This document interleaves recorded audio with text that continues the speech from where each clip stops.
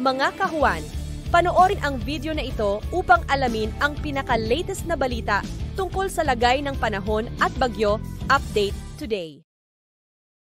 Makikita natin ngayon dito sa ating satellite animation itong mga kaulapan sa kanluran ng ating bansa. Ito ay dulot ng Intertropical Convergence Zone or ITCZ at magdadala pa rin ito ng maulan na panahon dito sa Palawan maging sa kanlurang bahagi ng Visayas at Mindanao. Kaya doble ingat pa rin po para sa ating mga kababayan dyan sa banta ng mga pagbaha at pagguho ng lupa. Samantala, ang easterlies naman o yung mainit na hangin mula sa dagat Pasipiko ay magdudulot din ng mataas na tsansa ng mga pag-ulan, pagkidlat at pagkulog dito sa malaking bahagi ng Southern Luzon. And sa kasalukuyan nga po, hindi pa rin nakakaapekto yung habagat or southwest monsoon sa anumang bahagi ng ating bansa. Ngunit posible pong bukas ay umiral ito muli dito sa may kanluran ng Southern Luzon at Visayas at sa mga susunod na araw, posible din dito sa may kanluran ng Central Luzon. Kaya ina-expect po natin maging sa mga susunod na araw ay patuloy pa rin magiging maulan yung panahon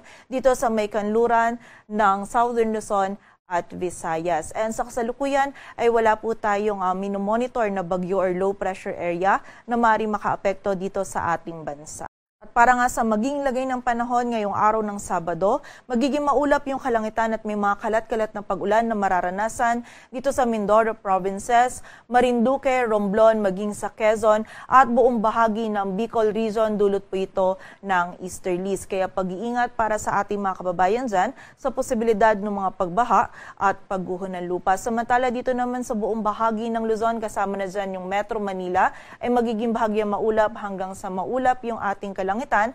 Mataas po yung tsansa ng mga biglaang pag-ulan, pagkilat at pagkulog na dulot pa rin ng easterlies. Kaya kapag po tayo ay lalabas, huwag natin kalilimutan yung pananggalang natin dito sa mga pag-ulan na ito.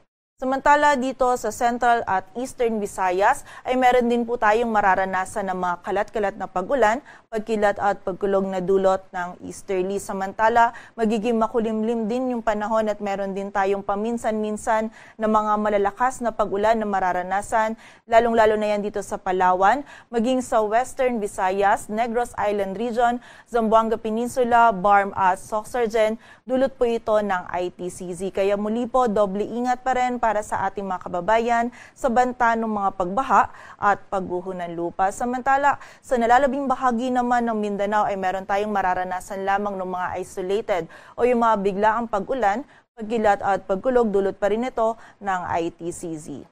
Para sa lagay ng dagat baybayin ng ating bansa, wala po tayong nakataas na gale warning, kaya malay makakapalaot yung mga kababayan natin mga isda, pati na rin yung may mga maliliit na sasakyang pandagat.